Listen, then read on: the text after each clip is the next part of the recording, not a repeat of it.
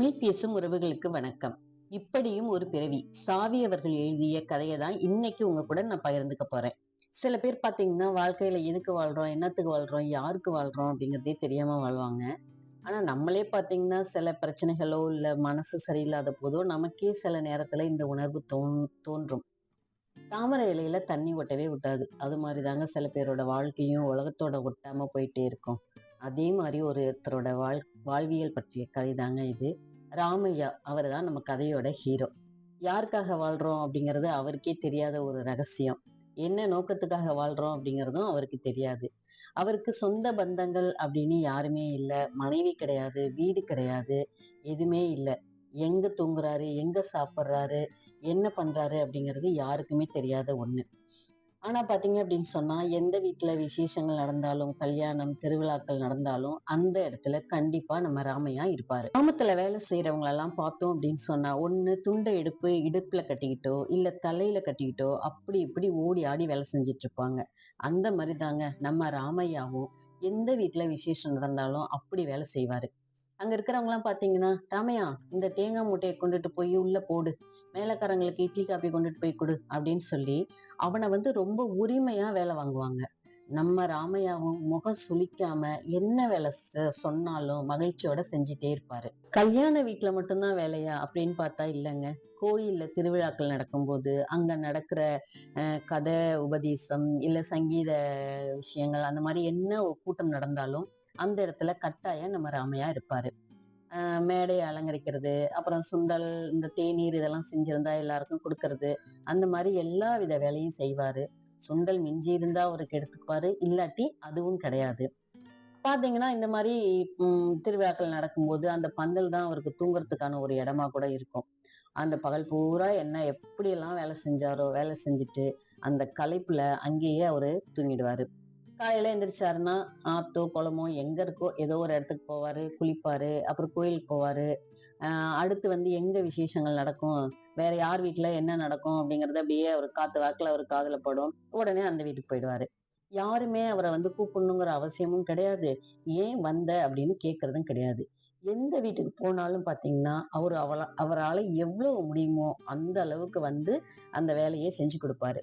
இப்படி எல்லா இடத்துலயும் அவர் வேலை செஞ்சிட்டு இருக்கும்போது சில இடங்கள்ல சிலர் என்ன சாப்பிட்டியா ரம்யா அப்படின்னு கேக்குறவங்களும் உண்டு. அந்த மாதிரி கேட்டாங்க அப்படின்னா ஆகட்டம்ண்ணா எல்லாரும் சாப்பிட்டோம், எனக்கு என்ன இப்ப அவசரம் அப்படின்னு சொல்லுவாரு இவரு. சில சமயங்கள் அந்த கேள்வி வந்து கேட்காமலும் போகலாம். அதுக்காக அவர் ஒரு நாளும் வருத்தப்பட்டதும் கிடையாது. ஒரு நாள் பாத்தீங்கன்னா எப்போதும் இல்லாத மாதிரி ஒரு மளிகை கடை வாசல்ல ஒரு பெரிய கியூ நிக்குது. அந்த இடத்துல பாத்தீங்கன்னா நம்ம ராமையா வரிசையில நிக்கிறாரு.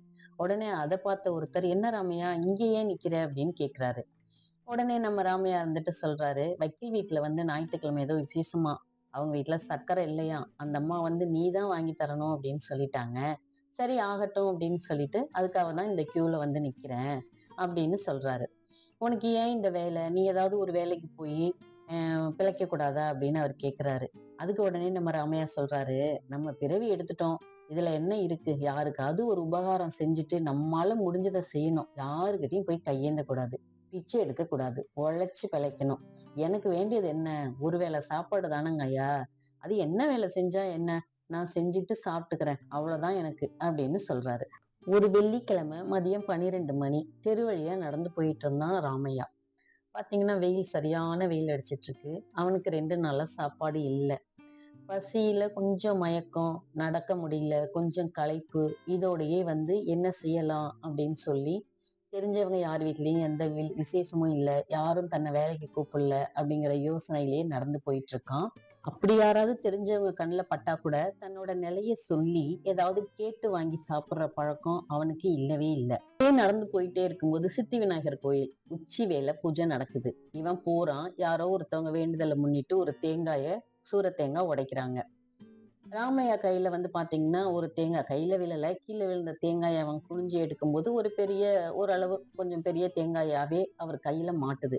ஆனா அந்த நேரம் பாத்தீங்கன்னா எங்கேயோ இருந்து வந்து பிச்சைக்காரங்க வந்து போட்டி போட்டுக்கிட்டு இவனை தள்ளிக்கிட்டு போய் மீதியெல்லாம் பொறுக்குறாங்க.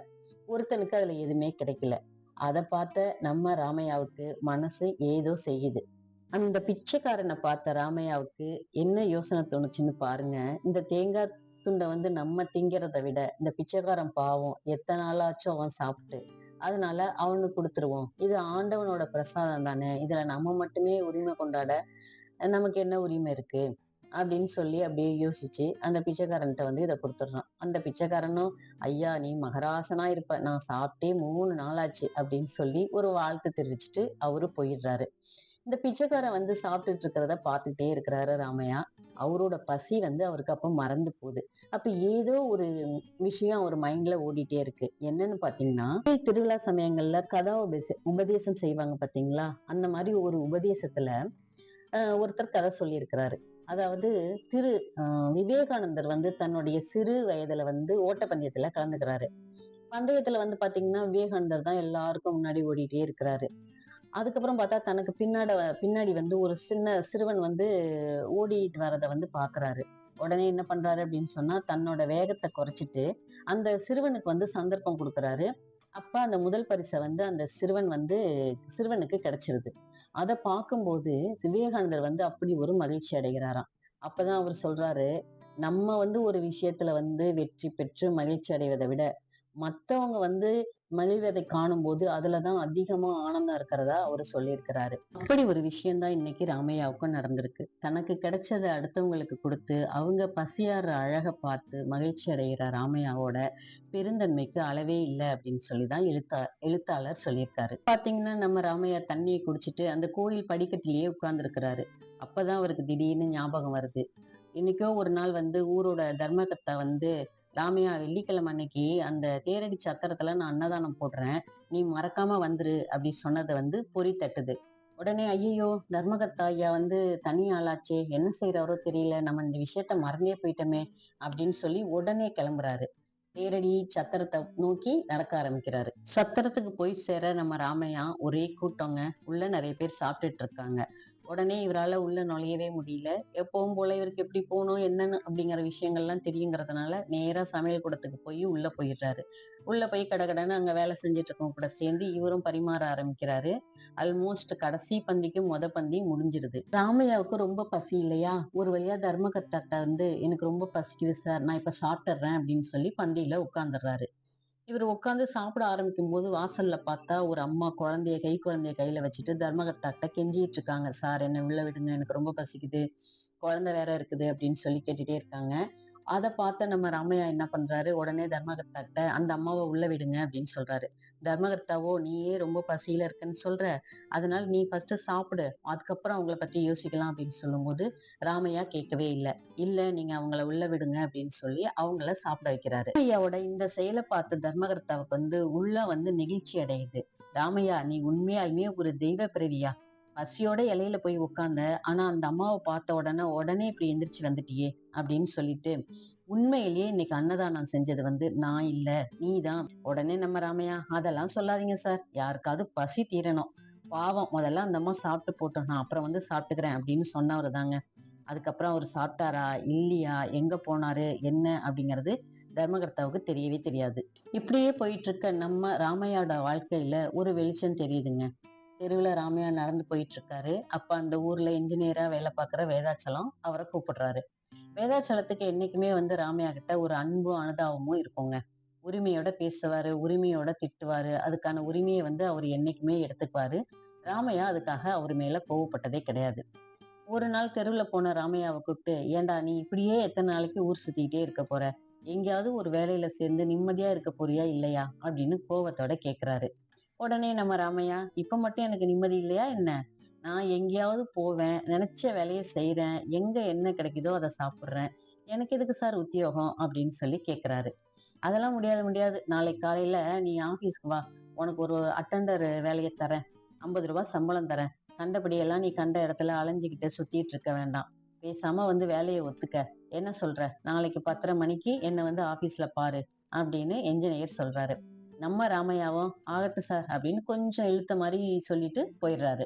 மறுநாள் காலையில ஒரு 10:30 மணி இருக்கும். என்ஜினியர் வந்து தன்னோட ஆபீஸ்ல வந்து ராமையாக்காக வெயிட் பண்ணிட்டு இருக்காரு. மணி 10 ஆகுது, 11 ஆகுது, 11 ஆகுது, ராமையா வரவே இல்லை. திடீர்னு பார்த்தா சார் அப்படின்னு வெளியில இருந்து ஒரு குரல் கேக்குது. உடனே என்ஜினியர் வந்து உள்ள இருந்தே யாரது அப்படின்னு சொல்லி கேக்குறாரு. உடனே ஒரு பையன் வரான். சார், நான் ரொம்ப ஏழை குடும்பத்துல இருந்து வரேன். என்ன நம்பி என் குடும்பம் இருக்குது. எனக்கு ஏதாவது வேலை இருக்குமா சார்? அப்படின்னு சொல்லி பாவமா அந்த பையன் கேட்கிறான். என்ஜினியரும் கொஞ்ச நேரம் யோசிச்சுட்டே இருக்கிறாரு. யோசிச்சுட்டு அப்புறம் ஒரு வழியா என்ன பண்றாரு, ராமையா குடுக்குற இந்த வேலைய வந்து அந்த பையனுக்கு குடுத்துடுறாரு. ஆமாங்க, இந்த ஏழை பையன் வந்து வேற யாரும் இல்லங்க. நம்ம ராமையா அனுப்பி வச்ச ஆளு தான் அவரு. எத்தனையோ பேர் வேலை இல்லாம கஷ்டப்படுறாங்க. பாவம் நானாவது தனிக்கட்ட. இந்த பையன் குடும்பத்தோட இருந்து கஷ்டப்படுறான். நம்ம எங்கேயாவது போய் பொழைச்சுக்கலாம். எப்படியாவது பொழைச்சுக்கலாம். நம்ம என்ஜினியர் சார் சொன்ன வேலைய வந்து இந்த பையனுக்கு நம்ம குடுத்துருவோம் அப்படின்னு சொல்லி, இந்த பையன என்ஜினியர் கிட்ட நம்ம ராமையா தான் அனுப்பி வைக்கிறாரு. ஆனா அவன்கிட்ட என்ன சொல்லிடுறாரு, நான் அனுப்புனதா என்ஜினியர் கிட்ட நீ சொல்லாத அப்படின்னு சொல்லி அனுப்பி வச்சிடுறாரு. இப்படி ஒரு மனுஷன் இருக்க முடியுமா? இப்படி ஒரு பிறவியா? அப்படிங்கிற நமக்கே ஒரு கொஸ்டின் மார்க்கோட தான் இந்த கதைய எழுதியிருக்காரு திரு சாவி அவர்கள். இதுல பார்த்தீங்க அப்படின்னு சொன்னா, நம்ம தெரிஞ்சுக்க வேண்டிய விஷயம், இதுல சொல்ற மாரி ராமையா மாரி நம்மளால வாழ்க்கையில வாழ முடியுமானா, கண்டிப்பா முடியாது. முடிஞ்ச அளவுக்கு அடுத்தவங்களுக்கு கெடுதல் செய்யாம, இருக்கிறத வச்சு எவ்வளவு திருப்தியா, எவ்வளவு மகிழ்ச்சியா வாழ முடியுமோ, அப்படி வாழ்ந்தோம் அப்படின்னு சொன்னா, நம்ம வாழ்க்கை நல்லா இருக்கும் அப்படிங்கிறது என்னோட கருத்து. இந்த கதையும், நான் கதை சொன்ன விதமும் எப்படி இருந்துச்சுன்னு சொல்லி மறக்காம தெரியப்படுத்துங்க. நன்றி, வணக்கம். மீண்டும் ஒரு கதையில் சந்திப்போம்.